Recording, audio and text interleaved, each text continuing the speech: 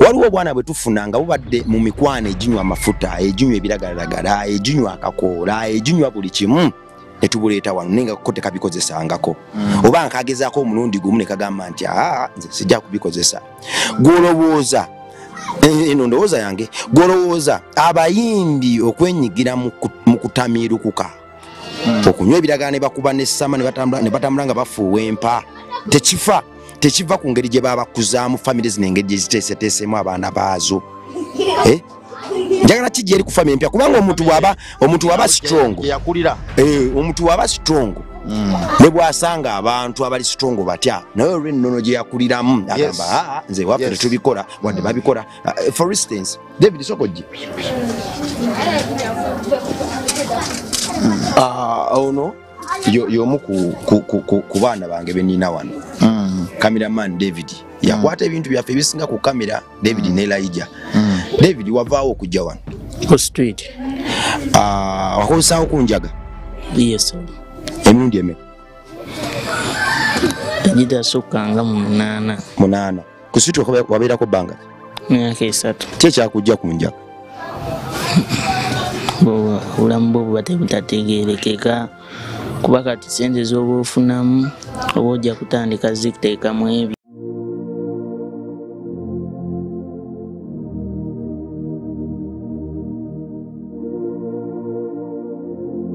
Kati bw'abayimbi obusinga bubeera mu drugs bubukebera nkwakyo na emiti y'enjaga byebibeeramu era bw'atuula awo mukwano gwange oyo sitya mwogerako fayino balina be bayita obukono. Bw'oba otudde naye munyumya abalala nga bajja nga bawera batuula wali nga batandika kugamba tumuwa akakono kwe kwata obukoola nga 3 ne babukuwa bwe bati ne bakuteerako ne kapike. Kati wobulaba buli obukoola 3 tojja butya okitegeera ata okugaayamu obugaaya ngoba okuteekayo pike ngo naye obukoola 3 bakayita kakono kasaba kakuwa olwoba osimbudde mwana wa maama n'enkya bw'ojja takasobola bulungi anti abeera ataddemu tasobola kwogera takasobola bulungi mwakakono tajja kasobola ne mwakakono bakuwa akakono ng'era oddamu munyumya emboozi bakyaliibo oyagala obbabeeramu naye bwe emboozi baginyumya balyaki enkoola vibe wejjira. Kati ekirala bw'aba akuwandiikira ennyimba kati nga fayino muwandiisi mulungi y'omu ku basinga oli akakoola mu ndongo eno fayino oyo fayino tica nkunyumiriza ba general ba veteran.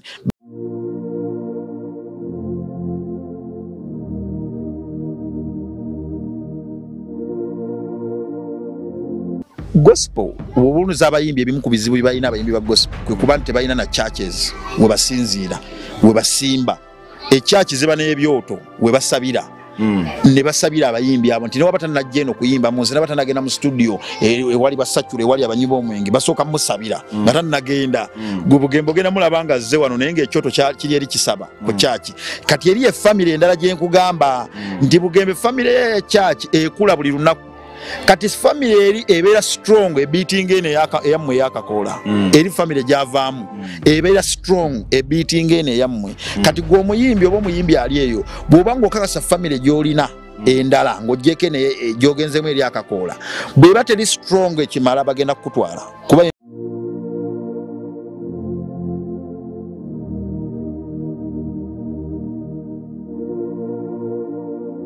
ekitegeeza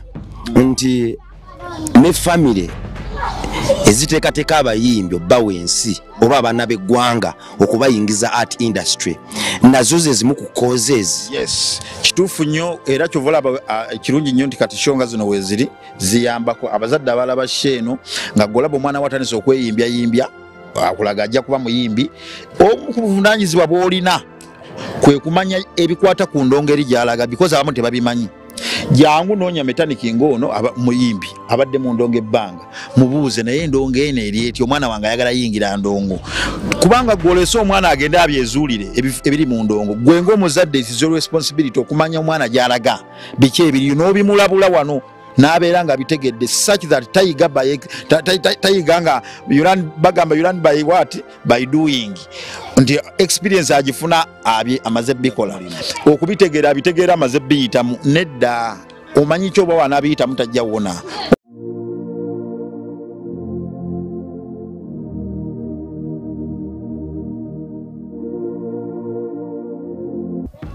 nali neebase lumu Ronnie Mark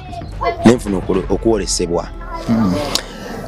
Omwaka gwange gwali gutandika nayina essuubi era nayina ekiteeso munda munze nga ngamba nti bwe naatwala obwana bwa Katonda buno obuli wano ku ssomero nja kuba nkoze achievement yange era omwaka nawe guli gwako nja kuba sikyalina kyemmanja Mukama. We nakuba enduulu Katonda nampa ekisa netutwala obwana obumu wadde obumu bukyaliwo ng'era ijjo yali ku kamera tannagenda n'abalala naye obumu bwagenda era nenkyebaliza Mukama. Naye saamanya nti waggulu w'okuyaayana kwange Katonda ate alina enteekateeka empya era nate gyagenda okuteeka ku mmeeza yange. Ekyo bwe kyaggwa nga nze manyi omwaka ngumaze najja atubulesinga n'ettaka ng'ayita mu mukyala Samali Sekabembe mukwano gwange oyo n'atubulesinga n'ettaka. Bwe yatubulesinga n'ettaka nga sinnafuna ttaka eryo nali neebase nempulira ekintu ekiŋŋamba nti projekiti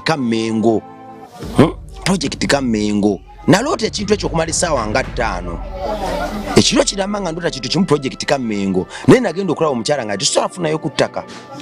Namwamba nali manya asaaga kuba abantu basaagirira nnyo.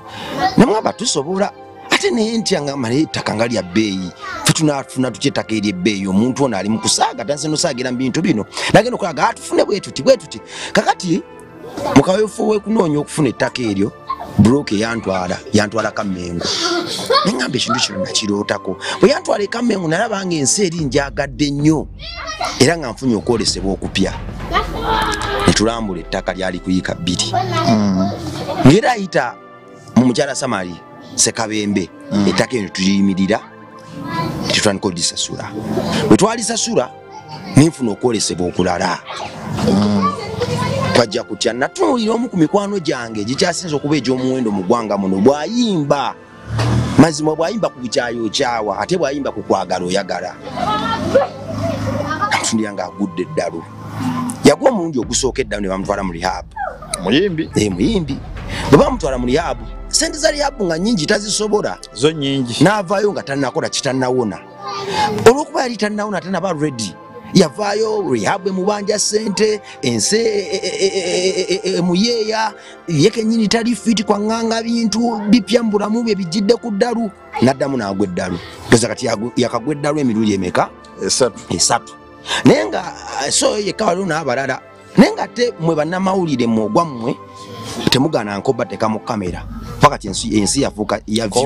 content. Oye omudalo ajja tuwa content. Nawulira bubi nga wadde mukwano gwange oyo agudde eddalu naye nga situlwa namawulire bakyamulondola okumuggyako amawulire nga bwe yambula bwakuba abantu bamuleetedde ebikanyama kugamba nga eddalu lye balifudde episodes bakwatako ne bakwata B ne bakwata mpaka ate era nga nabeera si be baali musuula nga tobanenya saawe nasinzira ne ŋŋamba tukoze tutya kutegeera olwo eddoboozi lire naloota erya projekiti Kamengo ne ŋŋamba no tulina Rabongo Charity Foundation obuweereza buno bwe twateekawo ne ŋŋamba no kakati ekiddako njagala tuzimbe foundation eno tugigattemu rehabilitation mu ndabika etabangawo mu ggwanga lyaffe. Rehabilitation center ebe ng'ekola ku baana abato buno obwana bwa Katonda bwe tujja ku nguudo n'abayimbi abalemeddwa. Rehabilitation center njagala ebe ya bwereere ng'omuyimbi teetaaga ssente kugisasula giyingiramu.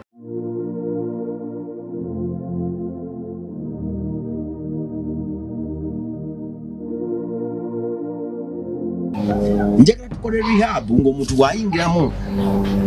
tategeera nti ayingidde na mu rehab. Njagala tukole rehab ng'omuntu bw'ayingiramu abanga ayingidde mu hotel kituufu 5 star omuntu ajja awummuliremu aveemu ng'ebizibu bye byonna bifuumuuse.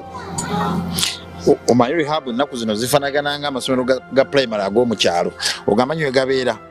mbi nnyo bagazi amasomero g'omu kyalo aga primary aga bonna basomye kati rehab ezimu zifaanana naye nze nga tonnabakola ku kirala mechanic njagala kusooka kwebaza mukyalo oyo Samari because kigenda kutwalira n'ebbanga naawe kenyini okuddamu sanga omuntu bw'atyo kuba kati tubadde mu nsi muno tulabye abantu tumiitinza abantu tutambule tukoze buli kimu naye abantu nno bwe batyo bazibu bakusanga osobola okubeerawo omwaka ne guggwa kati essaawa eno twogera ku Samari Sekabembe si erinnya naye oyinza otuuka emyaka 2 okuva kati nga tonafunayo omuntu alinga oyo ne 10 ate ngezaho okulaga nti ku bantu bonna abali mu nsi eno wandibadde ati si buli mwezi ofunayo omuntu alinga Samali.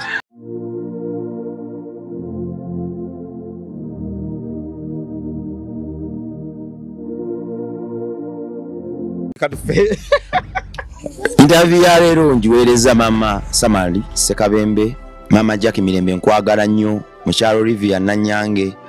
mama Jenny mukama kumpeera omukisa namwenna abasharinga ebintu bino. Abantu balina endowooza ezigamba nti abantu bakyagala nnyo bintu byakubuulirira simala tebabisharinga. Njagala tuswaze omulabe sitaani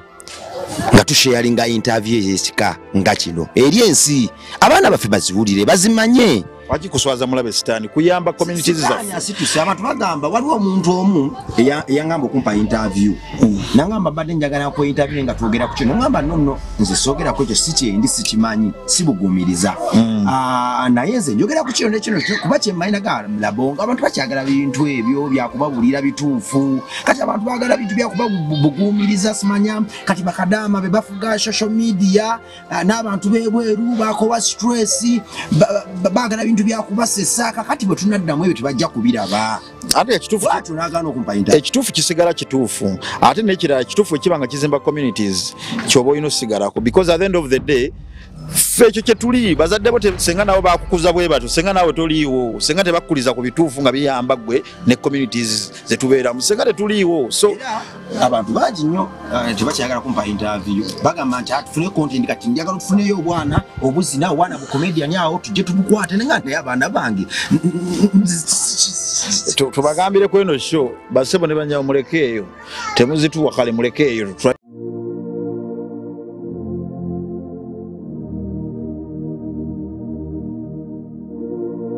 naye obadde otumira sebo n'oweereza sheno n'ogiweereza abantu boyagala nze toyagala sebo mpeereze bantu benjagala saba oweereze soko leero omukyalo soko oweereze omukyalo igwa ina Dubai kumbalasa enjeru Dubai nabaddeyo ku holiday naye nagenze na family yange baganda bange bonna nagenze nabo era mbakulisaayo okuva ku Allen Nalunkuma Winnie Nakiyingi Kyabaggu Allen Mpozi Mugase ko lya bawe Kabunga they are all married Allen Nalunkuma Kabunga Winnie Nakiyingi Kyabaggu Jackie Sembajwe Junior Bone so many bonna baganda bange nagenze nabo Dubai ne tujogamu so ebyo tubikolanga era namwe tubasoomoza abaana bano bakwate ko lumu bonna bali Ronnie Maka so tombuzaabuza soko interview no jiweereze omukyala gobadde na Dubai mukyala mama w'abaana mukyala wange nkutumiddeko nnyo ndi musajja mufumbo mukyala wange bamuyita Roda Gloria era kyemanyi alaba sheno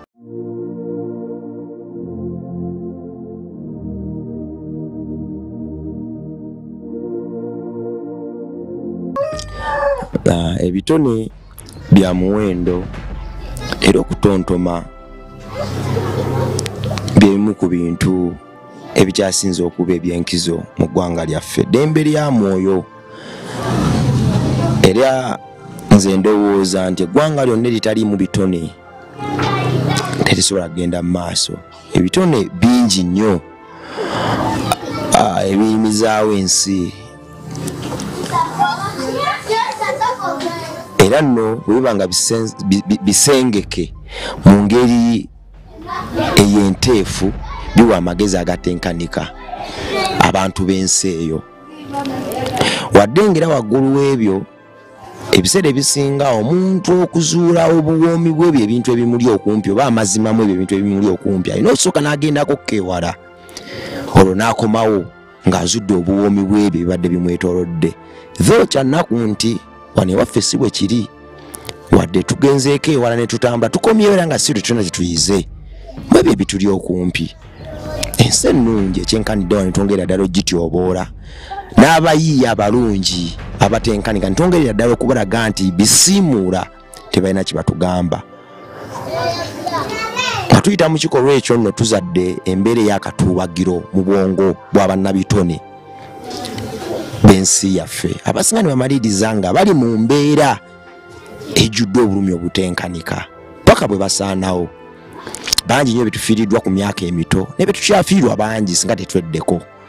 awo nno wensinzidde nenjija ne muganda wange ono Ronnie Mark kubaako ne byetumenyaamenya mubuuze ekibuuzo kuba mmanyi mukugu era engeri gyaddamu ebibuuzo bye mpoomunye ekitenkanika mubuuze lwaki abayimbi bangi bongedde okugwa eddalu n'okufuukira ddala ekitagasa eri ensi yaabwe wadde ng'abamu bafubye nnyo okuteekateeka ebitone byabwe mu ngeri eyandibadde ey'omuwendo eri emiti emitono abo abakuze amaloboozi amasengeke obulungi bwe gakugwa mu mwoyo gwo gawa eddembe gawummuza era gawonya n'endwadde ezaalima abasawo abakugwa okuvumula naye nno ekyannaku nti ababa gasengeke nnyo okuzaama ate bamaliriza bubi fene tugasigazanga ekijjukizo ng'ekyokulabirako era ng'akabalendo k'okuswala nti kati tulaba oyo yagwa eddalu tulaba kiki lwaki bannabitone lwaki abantu ab'omuwendo bwe bamaliriza bubi abamu bamaliriza bagudde eddalu abalala bamaliriza batandise bubbi lwaki nkwaniriza nnyo muganda wange mechanic nange nsanyusa okubeera naawe tukulangana nno omanyi okumbulako akaseera naye tuvudde wala ssebo toddamu bintu byakumbulabulako bwotyo badde Dubai twavaayo naye wala netugenda netuvaayo wandika naye tulwanye entalo fembi tusindikira ekifaananyi ng'otudde ku mbalaasi enjeru basaba ne banye balaba sheeno muyinza okumate temundabanko wano naye gwe muntu gwange gusoose okubeera naawe wano naye ono musajja wange tulwanye entalo tuyise mu bingi so musajja wange ddala tulina ne gye tubeera eyo gye tulaba omupiira fembi naye kweno sho madde sijjangako kyewuunyisa naye gwe gusoose ate ensanyusa mukama mulungi nti nno olunaku ate lwozze ojjidde ensonga ennene ate era osanga lunaku Katonda lwawadde alindiridde lubeewo denya atufukirire omukisa gw'omuyiika okwongerera ddala okufuula platform eno ekyenjawulo era essanyu litenkanika eri enkolomeredde eri abantu baffe abantu beyanjulire nga biva mu kamwako then tusenvule nate kuba bingi bye tulina okwogerako then oluvannyuma nga tuvudde mu kamera njagala onyumize Dubai eri etya engeri gy'owunyamu nga yanjawulo nange nsobola okuwunyako nga ggwe sooka weyanjulire abantu bassebo ne bannyabo amanya gange nze Ronnie Mark Kiyingi Kasazo ni musajja munnamawulire ate ndi music distributor ntunda distributing music katenga uli ensonga za kola tunes ezo mu Uganda twazirekera Romako Africa so abayimbi abali eyo oyogera ku Romako Africa bagitegera bulungi kuba yekulembedde mu kola tunes n'emirimu emirala nengo ogusinga obukulu gwa amawulire kuba ngukoledde ebbanga ddene ku New Vision eyo tubadde emyaka mingi tuyambye ku baana tuzimbye abaana so olusi mbatunulira ne ngamba I'm proud nti mbadde munnamawulire emyaka gino gyonna wendaba y'abalala abazze ngo bayinako omukono olwataddeko ettofaali so gy'emirimu gye tukola n'ebirala bye tukola bizinesi zaffe Mr. Ronnie Mark kino kinako proof sogera byanjwanjwa gw'omu ku bannamawulire abasinze okuzimba abayimbi naye ate nga boozimbye bamaliriza bubi lwaki olina kisiraani enteekateeka yembi kabuba Katonda yakikola bwatyo kyo kinako proof kyogedde kiyinza okuba ekituufu naye ndowooza kiringa bwe nabadde njogerako ne mikwano gyange ne bagamba nti badde bagamba nti waliwo omuyimbi Shiba akoze bulungi naye tagenze international ne bagamba nti ayinza okuba tagenze international kituufu naye tetukwata blame ya ggwanga giteeka kwani ku muntu omu neggwanga nayo terisobodde ku exporting products zaayo international gukega nti kizibu kya ggwanga lyonna so kati bw'oyogera ku ekyo kiba kitegeeza si bayimbi abakoze ne Ronnie Mark bokka wabula kizibu ky'abayimbi bonna kizibu kya ggwanga lyonna ndikubanga n'abayimbi abatakoze na Ronnie Mark nabeera bangi bamaliriza bubi bangi bagudde eddalu bangi naakati tubayitako n'omusanga kyaliiwo naye n'okola oti neweefuula atamulabye n'oyita eno ebbali bwoti naye nga kyaliiwo nga mwali yali nfanfe naye nga kati essaawa eno okimanyi ayinza n'obutakutegeera yavaako mbasanga n'omulanga yavaako naye nga tolina bw'omuganda tumutule munyumye emboozi because takyali oli okitegeera n'omuyitako oluusi n'omusanga ng'obadde osooyimirira n'ogaana oyimirira n'osigala ng'ovuga n'ogenda naye ng'okimanyi ne bwe naayimirira tetulina mboozi gye tugenda nnyumya because ayinza n'obutanzijukira kitegeera so tekiri ku nze ng'omuntu kiri ku bayimbi nga bo era naawe olina bakyali bo bemmanyi bw'owangala nabo ebbanga eddene nange nsolo bamenya nga nabo baavaako tugambe naawe ekizibu kiri ku ggwe simba wakati awo Ronnie Manka lwaki bannabitone begumbulidde omuze gw'okugwa eddalu lwaki bannabitone embeera ebanyize nnyo ne batuuka mu busonda bw'okugwa eddalu kulowooza kiva ku ki kubanga ndabye abavubuka ab'omuwendo mazima nga bwe bayimba ne bwe tuba tubadde tuganye okujja tujja n'owummula nga bamaliriza bagudde eddalu saagala nnyo bamenya mannya tho waliwo ndowooza abatakina mbuzibu kubanga abamu bavudde ne bakonfesinga nabagamba munenze nagwa eddalu mbadde mulalu mbadde mpita mu kino lwaki ye lwaki omuntu agudde eddalu lwaki tumulinda amala okukonfesinga eddalu liba ddalu ogwa eddalu buli muntu nakola nti gundi yagwa eddalu oba okonfesinze oba tokonfesinze naffe tuba tukiraba nti gundi yavaako omuntu avuddeko oba tomulaba kyogamba balalu ku kkubo tetubaawula ku bantu abalamu lwaki oyagala tukulinda omale konfesinga abayimbi mikwano gyaffe bonna bagudde eddalu bangi tetubeetaaga kuvayo konfesinga so saagala okitwale nti twogereko abo bokka basoose ovaayo ne bakonfesinga kubaffe nze oluusi kinnuma nolaba kyaliwo nga wali omusuubiramu ebintu bingi wayirowooza agenda kukuba avuganye bashagi n'omuzanga ali awo ku street nonga ki kino yuzi nasanga mukwano gwange lwakwa kati yatereera by the way producer bamuyita skills namusanga nga tantegeera naye nga ye blood gwe mbadde ntuva ne tunyumya emboozi ngera tukoze projects nyingi naye kuba y'omu ku baproducer benzikiriza nti amanyi kyakola ng'oluyimba lweweetaaga okukolera producer omulanga lugenda kutwala eddakiika 4 nga skills alukolera mu dakiika 10 ng'akoze kusinga n'oli ow'essaawa ennamba kyagenda okukolera yeggayi gwe nali ndaba nga alina production yenna mu bwongo wano oyo skills naye lumu namusanga ng'atambula ku kkubo okwagenda asamba ebintu naye nga tantegeeranga ne bwantunulya tammanyi emirundi ng'ena nga yavaako ne mbuuza bakyali baffe bemanyi ababeera naye ne baŋŋamba nti abadde alina ebizibu ne byegattibwa mu drugs n'avaako era nze kyannuma ne ntuuka nga buli wemusanga muyitako buyisi paka mukwano gw'omu we yankubidde essimu emabegawo nga naŋŋamba yateredde nanga abadde mu rehabu biki kumala ebbanga kimutwalidde emyaka nga 2 ne baŋŋamba yateredde ne ŋŋendayo mulaba ne musanga mu studio nga gyali akola nga kati alaga nga n'okwambala anyumye nga ali nomo naye jjukira nti ffe ne tumusanyukirako nti ateredde naye abamu ku ffe tulina bye tutasobola mugamba nti oteredde naye by'ofiiriddwa obimanyi oteredde naye osobola okukachinga up oteredde naye okyasobola okudda ku peesi gye waliko bye wali osinga okyabasinga okakasa by'ofiiriddwa mu bbanga eryo obimanyi kitegeeza nti osobola okubeera nga okomyewo n'oterera naye n'olemerera okukachinga up era n'osigala ng'oli mu bulamu era buli awo bwakola ki bwakweyiiya naye ng'ate wandibadde oli wala Ronnie Manka goloza embeera eva ku ki ekireeta ebintu ebyo bingi naye katwogere ku bayimbi bokka twogere ku bayimbi bokka because buli muntu societies eyo bulina balina ebibale ebireeta embeera bwe twogera ku bayimbi ekisinga obukulu number 1 ekikulembedde drugs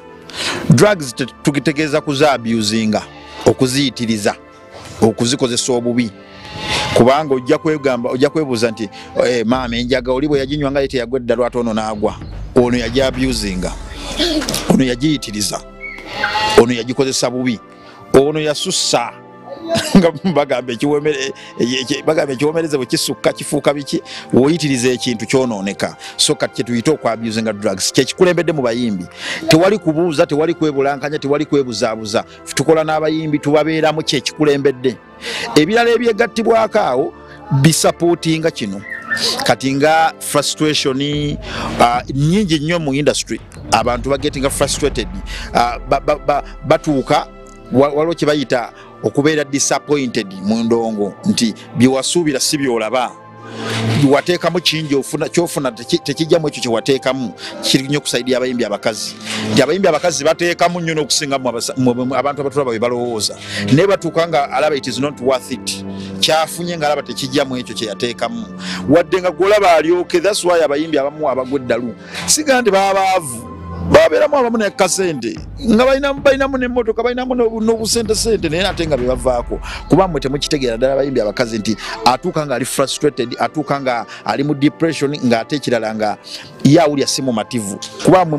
mulaba wakabi mumusanyukirako ne temumanyi kye yateekamu nga bw'ogamba nti ekivulu kyakutte kijjudde ne promota ate n'omusanga ng'akaaba ne weebuuza promota akaabira ki ku kivulu ekyakutte kubanga mmwe temumanyi kye yateekamu mu kivulu ekyo mwe mutunidde bantu bajjudde naye ng'agenza otutuuka okubala ssente ng'agamba bannange temumanyi ssente zinatadde mu kivulu kino wadde mulaba abantu bajjudde naye nateekamu ssente nnyingi kati n'abayimbi abamu bwe batyo bwe bali ffe tubalaba balyoke n'ate eno bali bakulaga bennyisa emitima bakaaba bali mu drugs kwekubagiza ekivaamu nga bavaako lwaki nga sinakwerabira metaniki ekya drugs lwaki kiremeddeko nti ebizibu ebirumba abayimbi n'abantu abalala bibalumba naawe ofunamu challenges ng'omuyimbi bwazifuna naawe ofunamu abakuzoganya ku bizinensi yo nga n'omuyimbi ebamuzoganya naye eky'omuyimbi olw'okuba nti kyanjawulo nti gwe abakuzoganya we bajjira ebikusoomooza ebirala we bijjira bikusanga wedo oyiko drugs kitegeeza nti gwe ogenda yisibwa bubi okusinga nze naye bba abayimbi bo balowooza nti ebibasoomooza abantu aba tebibasoomooza abantu abalafuna n'ebizibu ebisinga eby'abayimbi mu bulamu obwa bulijjo naye bba abayimbi ebizibu bigenda obbatuukako ngulwedde ate balina ekizibu ekirala nga bw'ogamba nti bagamba asindisa asitamye seti ekizibu ekijja asuulayo busuuzi kyokka ate ekizibu kyekimu bwe kisanga nze ataliiko drugs nwana nentoba nensitwagolinga nelusi nenzira ne mu kyalo embeera nentabuka nenkogga naye nensigala nga nkyayimiridde nenkomawo sigenda tutuuka ku rehab sigenda kugwa ddalu naye ggwe omuyimbi frustration bwejja abakulyamu enkwe ne bajja loosi ne zijja depression nejja naye kusangako drugs ng'olwedde zibaddewo basindisa asitamye Ronnie Mark ekintu kino nkyewuunya simanyi muze guno gwatandika kutya nani yagukumamu muliro kubanga ndabyeko bayimbi bannange bangi nga bakubye ennyimba ne bajja mu industry nga refresh ku mitwe naye olufuna oluyimba lumu oba bbiri oba olutandika okgenda mu studio esooka n'atandika okwetekako buli kikubwa ku mutwe ekintu ekyo kyavaawa ekintu ekyo golooza kyekiki lwaki abayimbi n'abo batandika okuyimba bafudde ebiragalagala culture nti buli muntu yenna ayimba buli muntu yenna ayingira mu kisaawe eky'okuyimba alina okubanga omutwe agupampinze pressure kiki ekyo kyogedde ekituufu metaniki nti olabyeko ku bayimbi abakikoze nga tebalina drugs naddala generations okutandikira nga 2018 nga batandise tebanywa drugs bamaliriza nga drugs bazeebikka bwebisi abayimbi abazze ndowooza okuva 2018 2017 awo percentage y'abayimbi abo abasinga bonna bali tebakozesa drugs era bajja tebakozesa drugs abo 2018 ba Johnny Black abo nga tebakozesa drugs wadde ba Fik Famaica nga tebazikozesa we bajjira ndo mu ndongo nga naye woddamu abamu n'obakyekingako after a year or 2 years nga batandika bebika nebika obeerayo nga bebika ekituufu okimanyi nkimanyi naye ate akagambako koyisizaawo kate tekeetagisa okwebika ekintu gwe munanga ali eyo atugoberera kitegeeza kukisulamu kukisulamu basulamu nsule takwata misokoto gyanjaga nayingira mu baafu yaayo nakola ki naye kukisulamu ng'oli mukola ki kyebaita okwebika kubanga banno gye beebikira ebikunta gwoba ku bbiya ng'ofuuwa nti oli kati yeebikka bbiya ekyo kitegeeza ekyo beebika nebike kati ensonga eri bweti nti abayimbi mu music industry naddala zino eza Africa nga Uganda music atambulira mu camps atambulira mu groups nga bw'ogamba nti tugenze wano ku art village ne tutandika okujja era nawe olina abakampingira wano olina bakyaliwo abajja ne bakusalako wano oluusi ne munywamu obuugi oluusi ne balaba ku baana bano boolabirira n'ebirala bwe bityo naye ne bafuuka baawo nga bajja buli kaseera ne mukampinga kati n'endongo bwetyo bwetambula because mu kukampinga kw'abayimbi okwo mu groups ezo camps ze babeeramu mubafunira ideas mubafunira connections mubafunira endongo eya ddala industry wogitegeerera ebiboozi bya industry awe bitambulira collaboration zonoonya bazijja omwo mwezo kampu nti nvudde wano ngenda nenkampingako mu firebase eyo nempowamu ne badakisa abo ne tunyumyamu then mbankyali awo Bobby najja mbankyali awo gundi najja kakana nga tukozeyo ne kolabo kakana nga gundi ampaddeyo akayimbo kakana connections ezo ziva mu camping ezo kuva dda myaka gy'aba firebase yonna irandi nga bakampinga kati camps ennaku zino tezikyali mu groups ezo ennene nti firebase ani zaatuuka Kabondo ziri mu bubondo tigenda kujja live wali akabondo gende ne wa spice yennyini ewaka wa manager rojo sanga ali abayimbi batuddeyo kabondo eno buuji eno nkwacyo eno biki ukitegeera kati buljoko mu enkwacyo chechi enkwacyo ge mayirungi joko mu genda mu camps ezo omalirizo oyina byosanzeeyo si zonna walo camp zogenda mu mugana nga bali soba era nga bojja bakulagira wano tosala je bali neero geno labanga teziwera kananga bala begobye bokka kwa baba nonye kibagatta ekitambuze embozi kati enkwacyo in particular enkwacyo abasinga tebagimanyi agama irungi oli abuuza mayirungi galina buzibuki ngaligaya sina kyemba ero gagano talina kyoba naye wotuukeyo kala ze taxi ezo olubana erugajja bweriti ebimu ku bintu byofuna effect esooka nze esinga okunkosa ku bakyali bange abagalya akubira essimu n'ayogera essaawa ezi nga tasirise naye nga kyaliwo bulijjo tavaamu kigambo musirise lwalidde amayirungi ago nolaba essimu ye ng'olaba anti gabaaka obudde nomanya nti olweggulo guno kyali wange lwali amayirungi ku maati bagalya ssaawa 11 n'omulaba ng'agikubye ng'omanya sigenda gikwata wogikwatira agenda kwogerera essaawa ezi nga tasirika namubuuza lumu nemubuuza ne buladi ne muno omulala nakabuuza nga bataano buuza n'ekiki ne baŋŋamba ensonga eri egi amayirungi bw'ogalya gakuwa vibe notandika okuba ng'oyogera nnyo nga nomanya bigambo gye biva n'ayogera n'akunyumiza kino nakini kyova abayimbi babalikodinga voice note bwowulira ati gwesikaani bamulikodinze egundi bamulikodinze ffe tuba tumanyi nti ono bamulikodingidde yabaddeko enkwacyo so gwogamba mundabayo nti abayimbi aba batandika n'abali established okwenyigira ennyo mu bikolwa by'okwebikka enjayi n'ebintu ebirala ebifaanana ng'ebyo kiva mu bubondo bwe batambuliramu groups family empya ze bafuna nga bafuuse ekigambo ky'okozesa kituufu family empya that is the word kati twandikozesa peer pressure naye si peer pressure as such peer pressure kiyinza okugiramu explanation endala naye family empya ndalamu peer pressure chechi peer pressure anti kati omuntu akuza awulira peer pressure okuva nga ali mu primary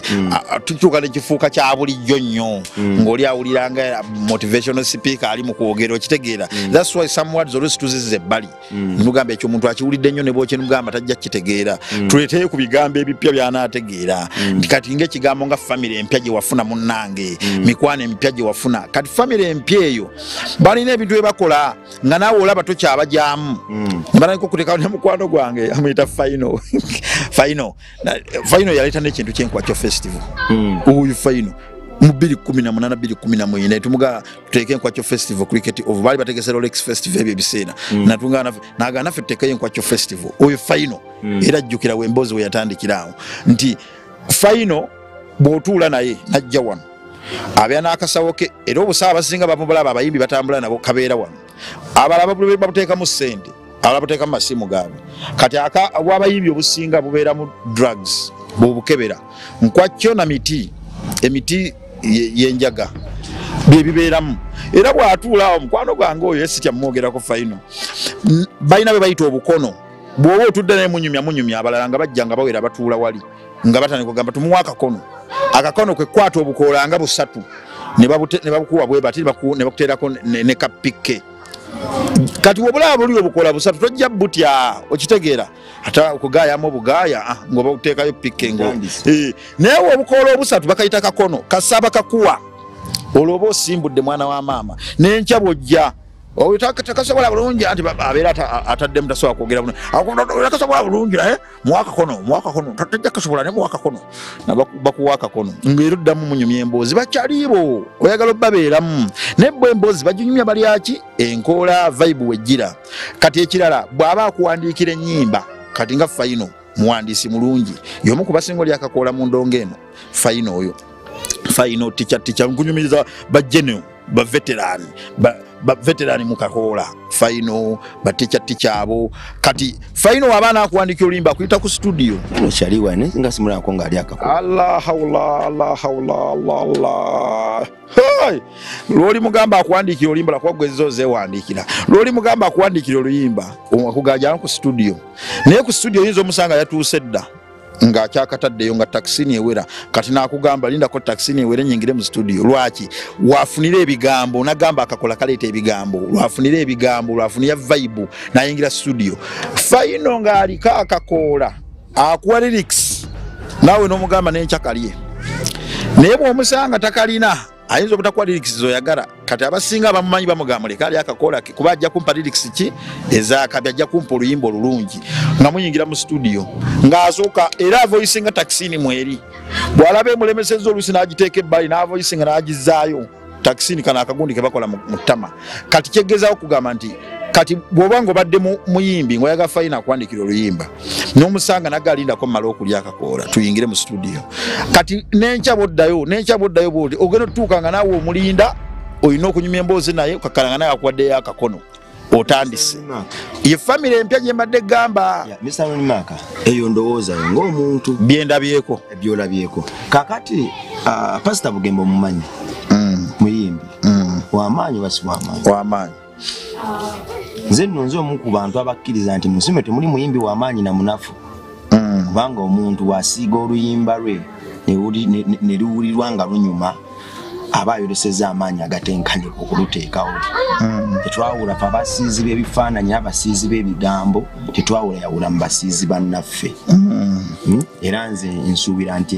yensi egenda okuba empya awo tulaga nti tetwetaaga munakitone just kuintroducinga wakawemba bantu ensi neemwagala nga bwamuintroducinzeemu netayongerako kiri kyakumwawulamu nkyono ali feded kyono kalikaliko nti twagala ensi nga munabitole mwayimuka ayimukira ddala era n'afunira ddala mu bitone bye ewatalina kumwongerako bigambo biswazaswaza for instance waawe nali nsoma muganda waffe omu era mu research no byebadde nkola eyagwedde ngamba a faded artist namba D omuntu ataddewo ekisiige kye ekyomuwendo lwaba faded ngate ekisiige kikyatambula ensi asobola okubeera faded sebo kati awo tujja kuddawo olulala nze ndowooza yange jagikuwa lwaki dho mbadde saagala nyo tabukiriza emboozi eyo nayo nnene nnyo naye ndowooza yo njagala gikkiririzaamu wano abamu ku bo kituufu kinabeera bwe kiti wadde ng'oluusi takyaliko tolina muyita faded ya awo tujja kuddawo awo kakati tudde ku Pastor Bugembe. Pastor Bugembe y'omu ku bayimbi abakoze kolabo n'abayimbi abakyasinze obungi mu ggwanga lino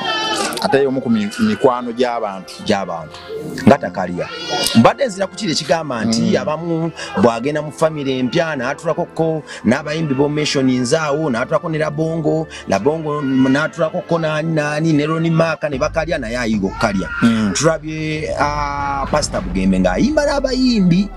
okwetoloola ensi yonna ate abeera nabo nga tayawudde mba gospel baani yayimba na buli muntu nga takalya ensonga ya Pastor Bugembe kwe kubeera nti ayina ne famire endala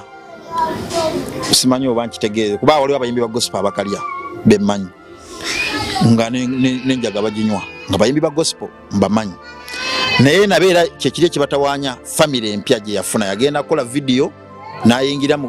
angezo bagenze waziga fixi nasangayo abayimbi naye agenze kukola video nasangayo camp embeere yali waawo n'avaawo nga alina kyayize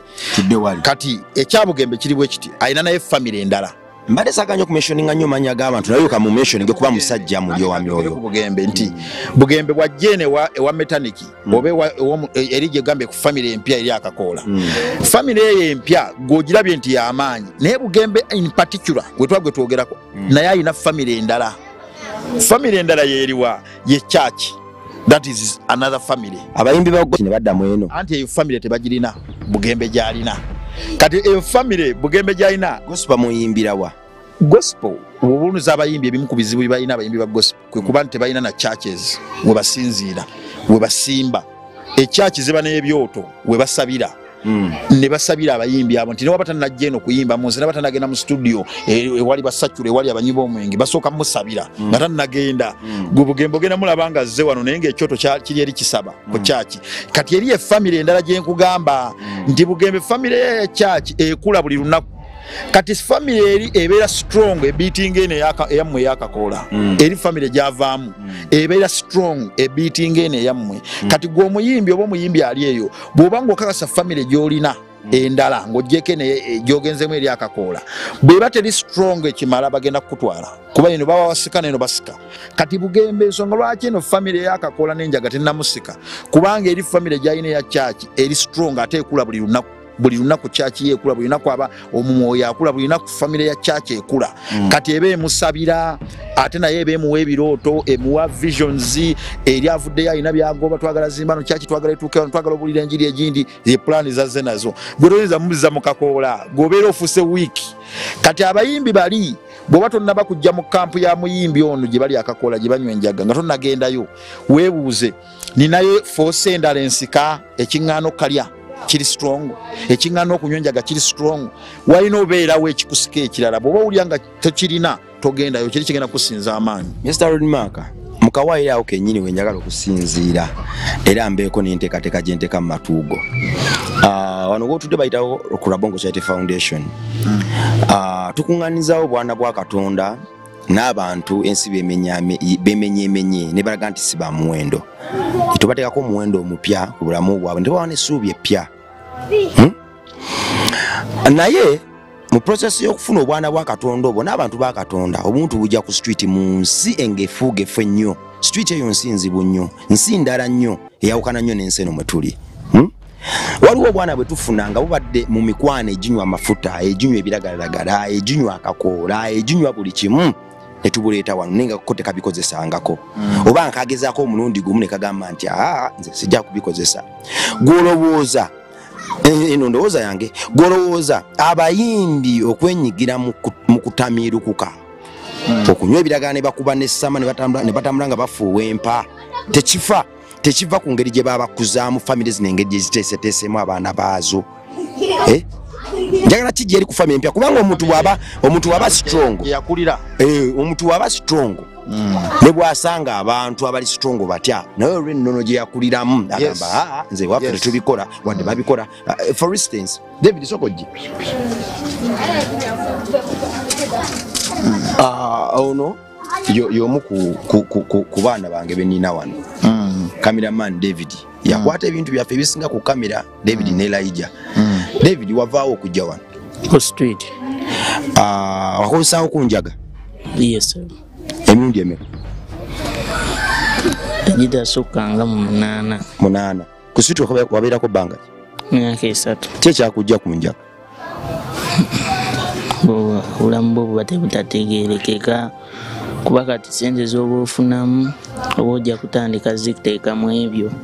tewali kyoba ojja n'okuba okulya oba ojja teekamu ekyo kyokka.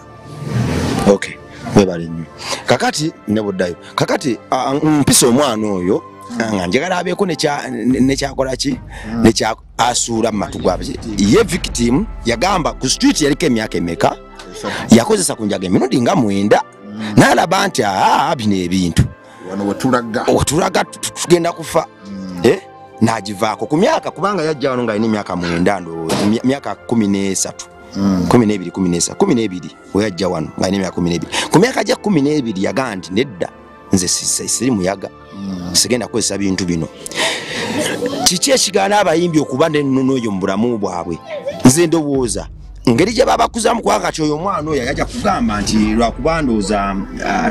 tumukubye mangu kubanga atabadde mu concept yaffe badde kino kye tuli ogerako olwaleero ngolowooza enkuza y'abazadde si efuula abayimbi ekitagasa ekisooka famire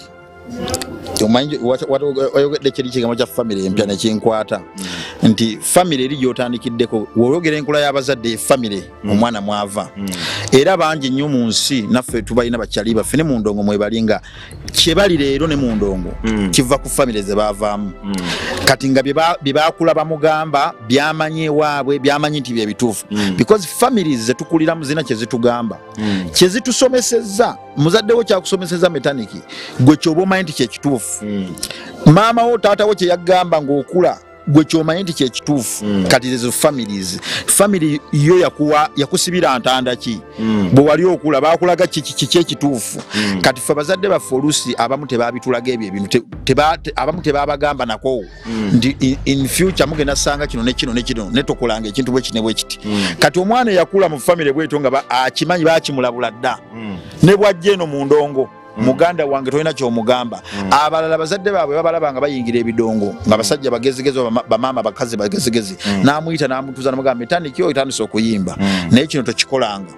nekino tokikolanga byakuganya ebimu kuliko ki drugs nakubulya n'ebizibu ebizivaamu ze family eno gyegambye gyova nti erina byekusaddemu byekusizeemu byekutaddemu ebyo byebigenda okukuleetera okubeera ow'amaanyi nga bano bafayino baani boogenda osanga mu ndongo naye banakugamba kwata akakono kwatayo omusokoto tojja kukkiriza because ozojjudde famire yekupakidde ojjudde kati si buli omu nti ali lake nti yakulya mu families bwe zityo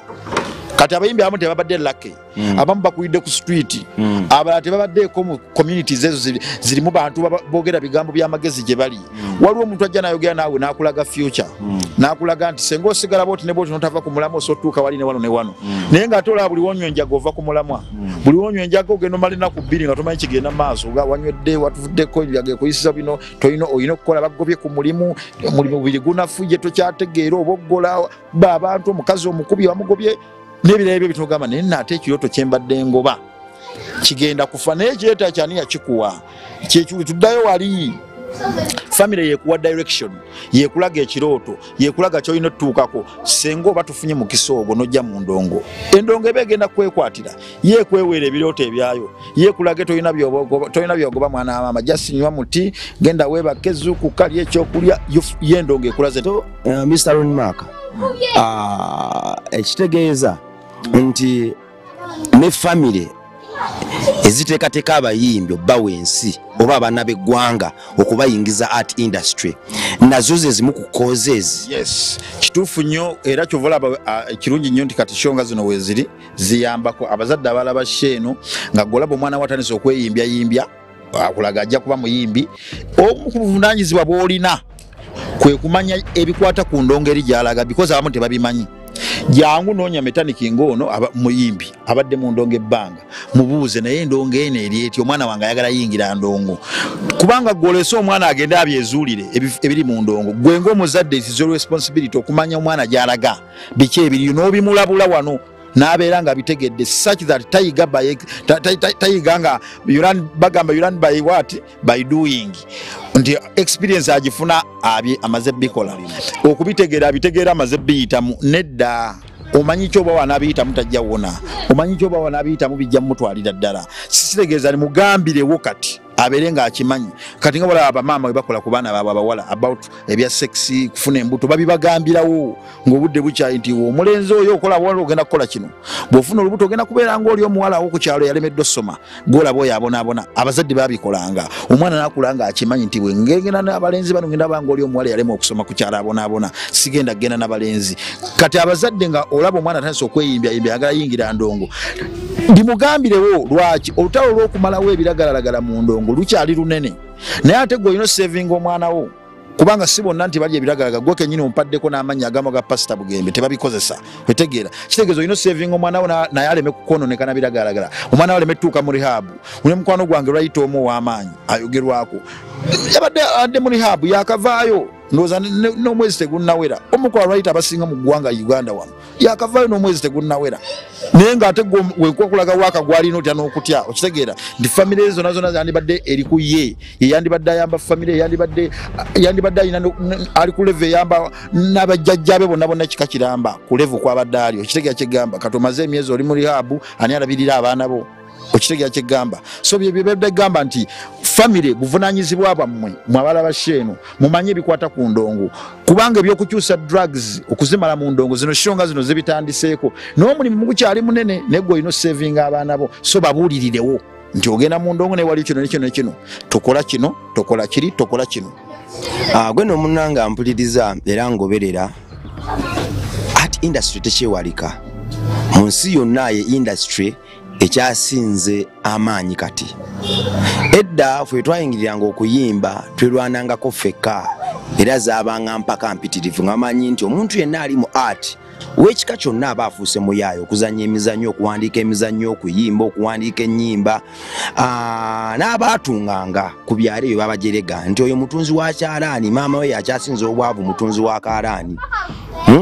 Ebyaffe byali byampaka naye ndowooza kyekiseera bazadde banganga bali eyo abangoberera abalina abaana abato mukkirize nti kati ati w'amaanyi nnyo ekitenkanika era abaana baffe bangi nnyo bagenda kumuyingira kuba asikiriza. So mbadde nsaba amagezi gano mugatwale muyige okuteekateeka abaana bammwe ate alimu ebikemo bingi nnyo. So buli banaabiyingiranga olw'empaka ewatali blessings zammwe bajja tandikanga okwetakulira ewatali ntanda yammwe ewatali kuŋŋamizibwa kwammwe bajja tandika okwetakulira okukuba amakubo kibalye. Kijja kuba kyannaku nnyo okulaba omwana eyakulira mu famire ensabi ng'empala atambula azisibye ku mutwe nga yagwadde eddalu nga ne Sara tezikyamukolako. Abantu abamu bagamba nti bwe tusaba Katonda awulira naye Katonda naye tayagala nnyo Sara zitaliiko bikolwa. Olagajjalidde omwana akuyise emikono omusuulidde ensi agudde eddalu osaba Mukama amuyambe amusuuse nga ggwe ku ddaala erisooka wagayaala. So Katonda tumemufula ate munafu nnyo okuyingirana mu nsonga nnafu nnyo zenkanidde awo n'okutegeka omwana nakyo kugamba bwe kigaana tuyite Katonda atutegekera omwana. Nkimanyi agonza emitima era ewatali kubeerawo kwe n'omutima ogubadde omugonvu nga ppamba gukaluba okusinga ekyuma naye kale tutegeka ebikolwa ekyo kiwooma nnyo. Nali neebase lumu Ronnie Mark nenfuna okwolesebwa. Omwaka gwange gwali gutandika nayina essuubi era nayina ekiteeso munda mu nze nga ŋŋamba nti bwe naatwala obwana bwa Katonda buno obuli wano ku ssomero nja kuba nkoze achievement yange era omwaka nawe guliggwako nja kuba sikyalina kyemmanja Mukama. We nakuba enduulu Katonda nampa ekisa nitutwala obwana obumu wadde obumu bukyaliwo ng'era ijjo yali ku kamera tannagenda n'abalala naye obumu bwagenda era nenkyebaliza Mukama. Naye saamanya nti waggulu w'okuyaayana kwange Katonda ate alina enteekateeka empya era nate gyagenda okuteeka ku mmeeza yange. Ekyo bwe kyaggwa nga nze manyi omwaka ngumaze najja atubulesinga n'ettaka ng'ayita mu mukyala Samali Sekabembe mukwano gwange oyo n'atubulesinga n'ettaka. Bwe yatubulesinga n'ettaka nga sinnafuna ttaka eryo nali neebase naye mpulira ekintu ekiŋŋamba nti projekiti Kamengo naloota ekintu ekyo okumala essaawa nga 5 ekiro kiramba nga ndoota kintu kimu projekiti Kamengo naye nagenda okulaba omukyala nga tusobola kufunayo ku ttaka. Namugamba nali manyi asaaga kuba abantu basaagirira nnyo. Namugamba tusobola ate naye ntya ngamba naye ettaka nga lya bbeeyi tunafuna tutya ettaka ery'ebbeeyi omuntu ono ali mu kusaaga tanse nosaagira mu bintu bino nagenda okulaga atufune bwe tuti kakati mu kaweefube w'okunoonya okufuna ettaka eryo buloke yantwala Kamengo. Neŋŋamba ekintu kino nakirootako bwe yantwala e Kamengo nalaba nga ensi eri njagadde nnyo era nga nfunye okwolesebwa okupya. Netulambula ettaka lyali kuyiika 2 ng'era ayita mu mukyala Samali Sekabembe ettaka eryo tuliyimirira tutandika olisasula. Bwe twalisasula nenfuna okwolesebwa okulala. Twajja kutya natunuulira omu ku mikwano gyange gikyasinza okuba egy'omuwendo mu ggwanga muno bw'ayimba mazima bw'ayimba ku bukyayokyawa ate bw'ayimba ku kwagala oyagala. Namutunulira ng'agudde eddalu yagwa omulundi ogusooka eddalu ne bamutwala mu rehab. Muyimbi bwe bamutwala mu rehab sente za rehab nga nnyingi tazisobola zo nnyingi n'avaayo nga tannakola kitannawona olw'okuba yali tannawona tannaba ready yavaayo rehab emubanja sente ensi emuyeeya ye kennyini tali fiti kwaŋŋanga bintu bipya mu bulamu bye bijjidde ku ddalu n'addamu n'agwa eddalu ndoza kati yakagwa eddalu emirundi emeka 3 naye nga so yekka waliwo n'abalala naye nga ate mwe bannamawulire mwogwammwe temugaana nkoba teka mu kamera paka ensi yafuuka ya content omudalo ajja tuwa content nawulira bubi nga wadde mukwano gwange oyo agudde eddalu naye nga situlwa namawulire bakyamulondola okumuggyako amawulire nga bwe yambula bwakuba abantu bamuleetedde ebikanyama kugamba nga eddalu lye balifudde episodes bakwatako ne bakwata B ne bakwata paka ate era nga nabeera si be baali musuula nga tobanenya saawe nasinzira ne ŋŋamba tukoze tutya ekutegeera olwo eddoboozi lire nalo terya project Kamengo ne ŋŋamba no tulina Rabongo Charity Foundation obuweereza buno bwe twateekawo ne ŋŋamba no kakati ekiddako njagala tuzimbe foundation eno tugigattemu rehabilitation mundabika etabangawo mu ggwanga lyaffe rehabilitation center ebe ng'ekola ku baana abato buno obwana bwa Katonda bwe tujja ku nguudo n'abayimbi abalemeddwa. Rehabilitation center njagala ebe ya bwereere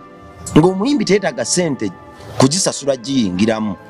nga bwe tufuna munnaffe anafuye munnakitone munnaffe tumutwala ne tumutereka paka bwaba fresh ewatali muwendo na gumu ne bwamalayo emyaka 10 ng'ali mu rehabilitation center eyo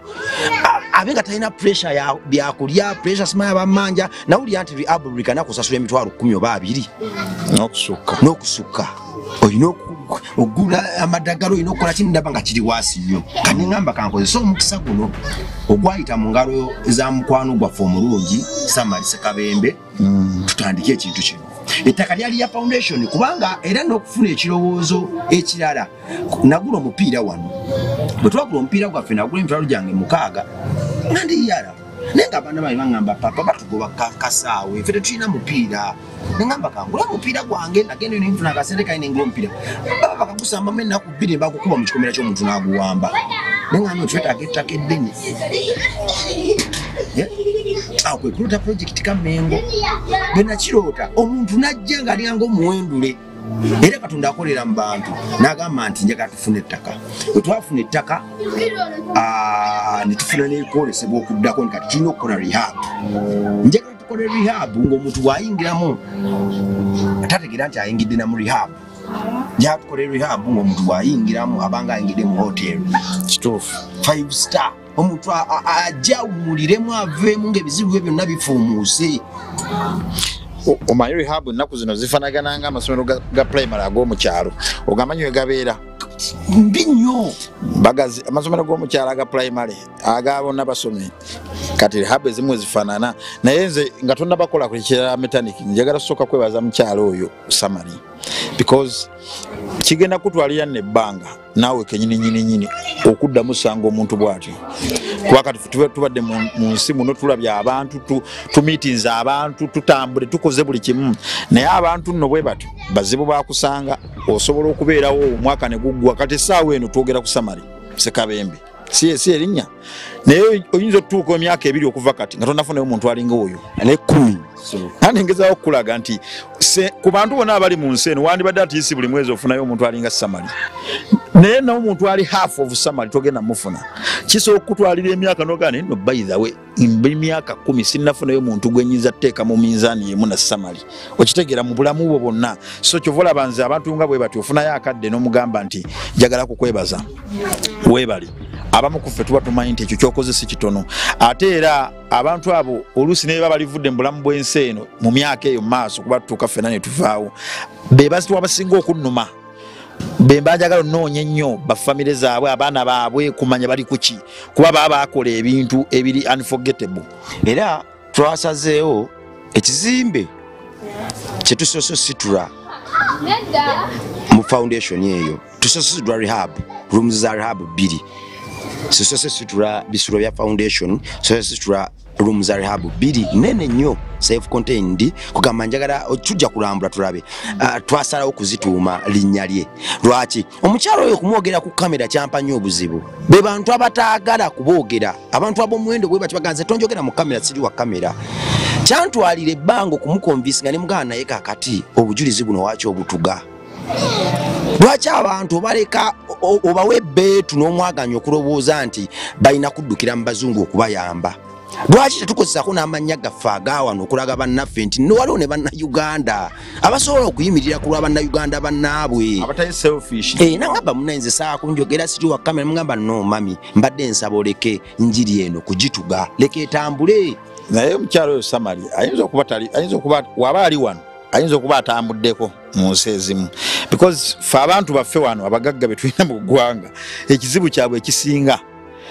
being self-centered selfish kwekusa nti tulina abagagga wano era ne wano mu Uganda we bali banja basinga Samali oyo tayimbo egizimba kalina bagumu bati tebenyenya balinga biimu tebekyusa bati nga ne bw'oyagala omujjamu wadde omutwalo nga si gugwo gwakulya nga n'omwana gwagenda okuyamba amulaba tasobola kugumuwa naye nga bagagga nnyo kitegeeza nti egyo emitima egyo tetugirina nnyo kyovala abantu abalinga bwe batose ebisenga ntera nnyo okugamba nti bateeka okuba batambuddeko bagenzeko mu nsi ezimu ne balaba embeera eriyo ne batandika okubeera grateful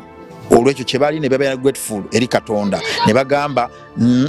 okuyamba omulala kikulu sijja kwekkusanzekka kuba asobola okuba nga talina na bizimbe mu Kampala Samali asobola kuba tabirina ku Kampala oli talinaako kizimbe naye nga asobola okwerekereza so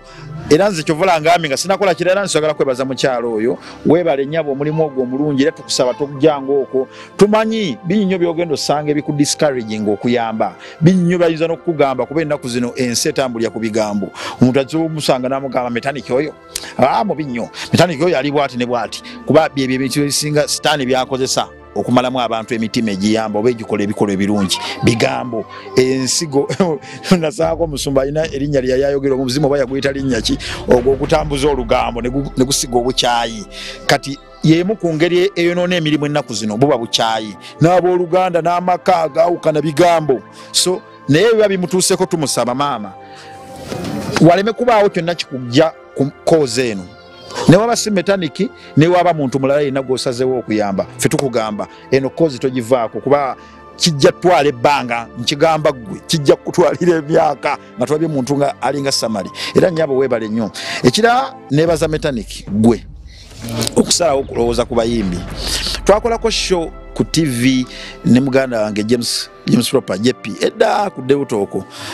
naku zino tulwawo okukola naye shows twatulawo labagana show twalekera ogikola ya TV mala ne banso mala emyezi mukanga nga simulabyo basogeddeeko naye omu mwaka ne tulina ebintu byetwakolanga kati madde zijukira show gye mulaba ku nyonyi kati ali Nigeria tulwawo nali kati tukyalina nnyo bitugatta nti kati yekubize kifaanana omusajja nga muwanvu nga yamukoma wano bwa naye nga muganda wange nkutumiddeko gyali akola emirimu nange gye ndi nkola ne tulina show gye twakolako naye madde nzijukira twali twogera ku bintu bino ne tusaba omuntu yenna ali eyo akoleyo rehab nga yabayimbi because wali twogeddeko n'abayimbi abamu ne batunyonnyola ensonga ebaganda okgenda mu rehab zino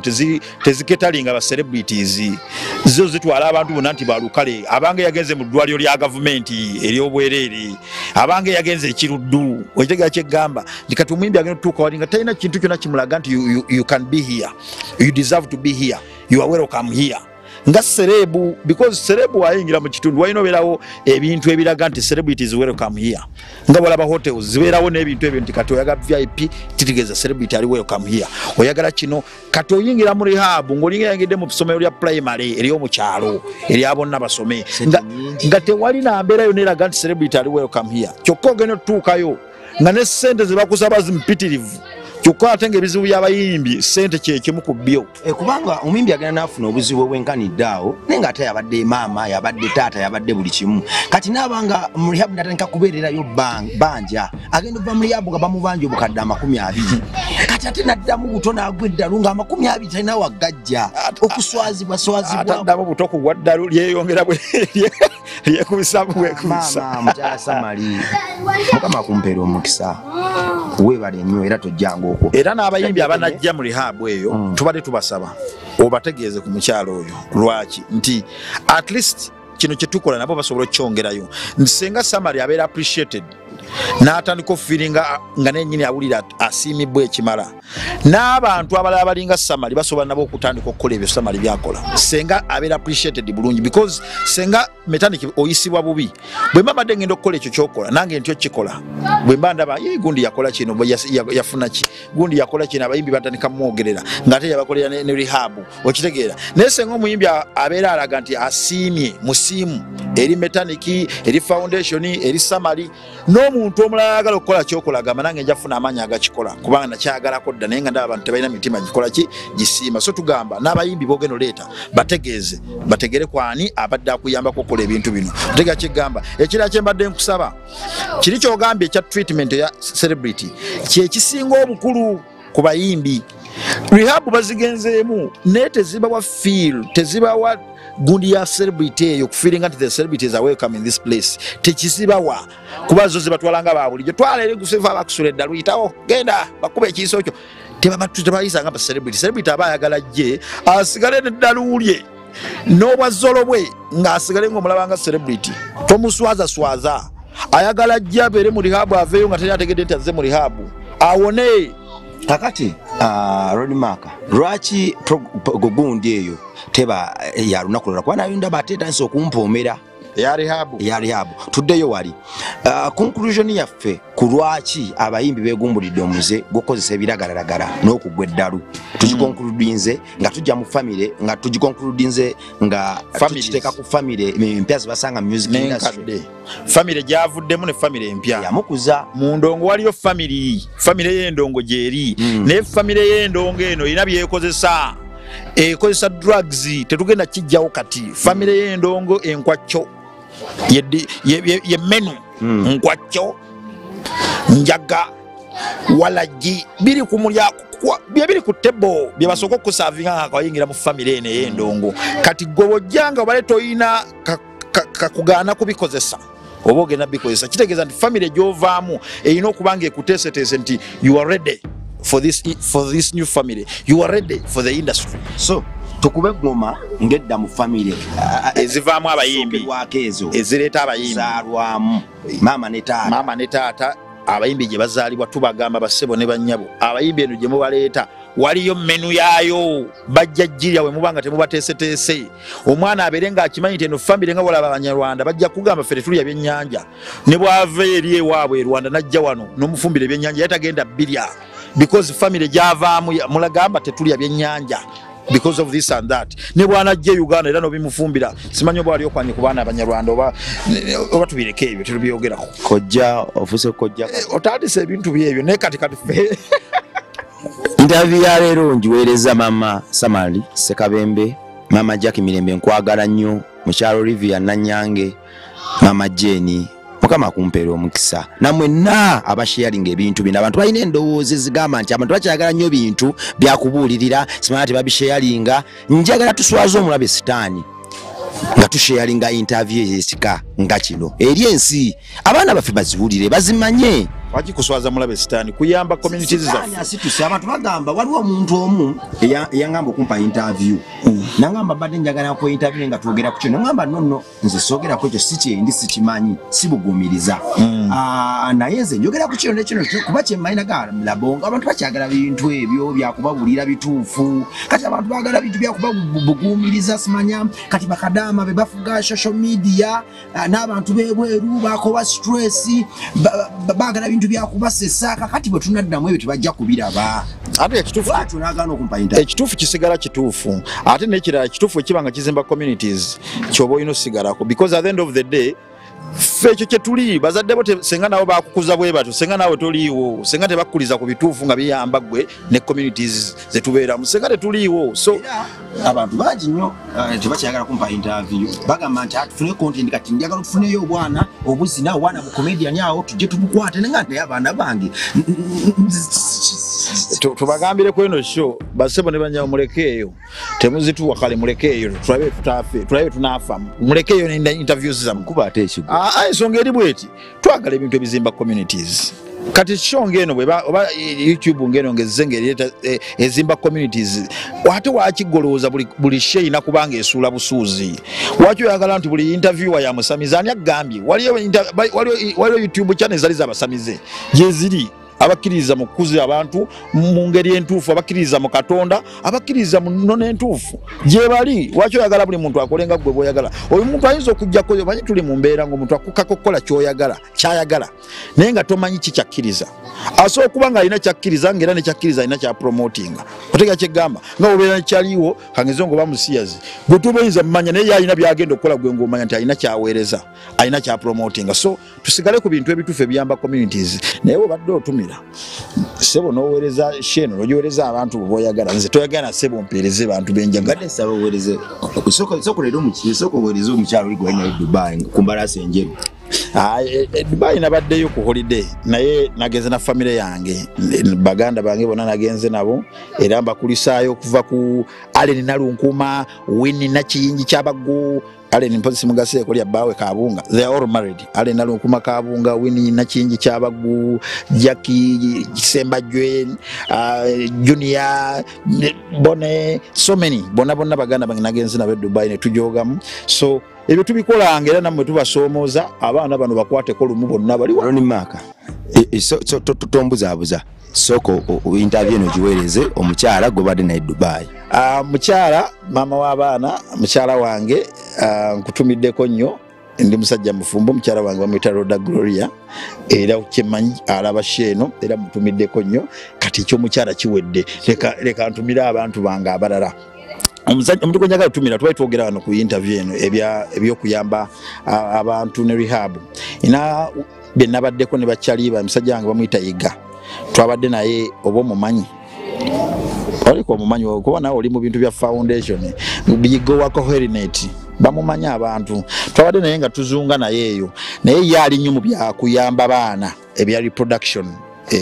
rights za society ne reproduction omwana ngo oli eyo bakukutte bakuzaddemu olubuto bakufunisiza olubuto omusajja yakutte n'abula bakukako okufumbirwa n'ebintu bito bye byali munnyo nabadde naye era sebo nkutumiddeko nnyo mukulu Yiga yangambye nti abantu bategeeze bakube essimu bwe babanga bayifunye ebizibu mu communities ezo zikwatagana ku eyo line ye gyalimu okusinga era namba njaggibawa bwabanga omukulu nanzikiriza kubanga munnange wano yafugawo ate munnange bwaba yafuga bwagaana tunakola tutya enamba njibawe simanyi kijja kukuluma ningamba wake emusajja wange enamba yagimpadde wano weeri so bwobanga oyagala okukuba ngufunye ebizibu ebikwatagana ku rights za communities ezo bya reproductive issues ebyo bakufunisiza olubuto omwana bamufumbisiza tayagala bamukaka n'ebirala ebiringa ebyo enamba y'essimu eri +256 akubonna bakamanyi +256 393 208 48 842 yesembayo so musajja wange oyo +256 39 32 08 84 esembyayo 2 musajja wange Yiga oyo tuludde naye emyaka mingi kuva 2013 so musajja wange Yiga nkutumiddeko nnyo Yiga Musa owaka Herinet mwena abali abwe twabadde nabo batumiddeko nnyo naye abalina ebizibu enamba bagikubeko ebikwata mu eyo line weewaawo kubanga baagala birala kulwa Katonda n'ensi yange mbagala nnyo bane muswazo omulabe sitaani musharinga interview eno mugiliking mugicommentingeko Madam Sophie oyo naye muntu waffe wano ajjawo nnyo wano atajjaawo ayina waali ali mu Uganda ayina waali naye atuweereddemu nnyo era naye mweraba nedda ssebo Madam Sophie wamma njagala kukubuuzaako mu ngeri y'enjawulo omusajja ono wakyangamira nemiso okubuuzaako Madam Sophie nkubuuzaako nti how you doing era w'obanga ozzeeko wano ku foundation onkubire kasimu enamba yange togina naye omukulu omutegeeze nti Ronnie Maka Kiyingi muligamba je mulabeko Madam Sophie wajo nemesa kigufaaki mbadde sikulemesa nange ina gwenjagala nange ina omusajja gwenjagala okuwa twewe buli omu awe munne nze mpa Madam Sophie mubuuzeeko nange nina gye nkutwala kati obukkiriza musajja wange musajja wange Madam Sophie ngera mukumubuuzeeko era bwajja wano ngina muvuga mulete uwo awakyo muvuga nze ngamba nzije wano wakyo omuvuga ajagala njije ngo ne mukyala wo wali omukyala omwagaza aki nze Madam Sophie bwajja obuzeeko nga ne mukyala wo nkubire simu ngamba nzije wano ate lwaki wakyo gye wange nzije wano mulabire wano kati nange nkutwale wa musajja wange naye aziza nnyo nzaani yagenda nakwokyayo musajja wange ayokya sagala nnyo nze nyemikwano gyange abaavu n'abagagga kati waliyo abaavu ba DJ Scofield abo mikwano gyange abaavu kati nayo nemikwano gyange abagagga ate bonna mikwano gyange ate labayo omuntu waba mukwano go nga mwavu ogenda mutuga kyaliwo tolina kyamukolera kyaliwo ne mwavu DJ Scofield musajja wange ne mwavu era kyali wange nnyo mwagalirayo kati nayo nemikwano gyange abagagga so musajja wange bamuyita Uncle Bob Nsubuga sebo Uncle Bob njagala kuleetera metaniki ono oluva wano Uncle Bob oyo musajja waffe nnyo bubuza ababitu saabo musajja waabwe n'abalala so wetuvaano gye mbadde ndaga era kati ogenda tuula wali ku mutto tugenda wa Uncle Bob ate tannyogoga ayokya tannyogoga so Uncle Bob omutegereze manya wosuubi John Yardway tomumanyi mukaweefube w'okuzimba foundation nobeera Uncle Bob wasuubi General Yardway sebo tueta metani aina ensonga za foundation ate abeereramu abikola ng'ebyo ebintu bitono nnyo ku Uncle Bob so sabo tujja oluva wano omukulu muleeta mugambye tonnyogoga oyokya tujja okusuubi General Yardway n'abantu tubagambe bagende bamuwagire wow suubi General Yardway endejje ngova bata ngo yambuke kigende endejje utuka ndejje awo bojja okugiraba yesinga obunene eri kukubaawo bagita suubi General Yardway ebyo kuzimbisibwa byonna so musajja waffe naye mugende muwagire oyo naffe atubeerera tanyogoga ayokya tugende omuzira wakuwambye tugende sibula abantu aleka tinze chai basi ne banjabo tusiibudde omugenyi awambye omuzigalo abado yagala okungana okulaba Madamu Sophie obatofa bana sina kyemfanyo naye engeri gyowambyemu omuzindalo abantu basebule kuba ekya samali abantu bakubiriza okulikinga okusharinga no comment bannange likinga sharinga ebintu bino si byangu naawe baako kyotukolera onyigako bunyizaawo bwoti kimala yagaliza kona obukonyi tewali nugu kona obukonyi awo kiggwe Ronnie Makki ono musajja wange era basebonera batabagambanga njino yampise neŋŋaana biri byabadde ayogera nze siriimu mu abo bayita ne bagaana seba ndagira bulagizo ono gwolaba simu nkwagala wano nga nzija kubaamu ne tuvudde waliwo abantu abakulagira nga toyina nakyo omubuuza nti waaye mbadde busy kati nze omanyi bye mbadde busy tutumirako ku bantu b'oku Dojo Street awo DJ Oscar oyo ku mikwano gyange abaavu DJ Oscar yafunamu akasente DJ Oscar yazala n'okuzaala yazaala omwana bangamba teyeddiranga ate DJ Oscar manyi yeddiranga nakanyweddeko wenalabidde omupiira gwa Arsenal ku weekendi awo yampadde ka juice naye yakansedde mukyala wa DJ Oscar oseera ka juice oba mama suubi baka juice wakasedde nze saategedde yansedde ka juice naye nagambye alabika nkubyeko sijja zizogera kuba abalala ayinza okuba abakubako ntono ayinza okuba takubako nze nzekka ate nembuusa abalala baganda wange mweraba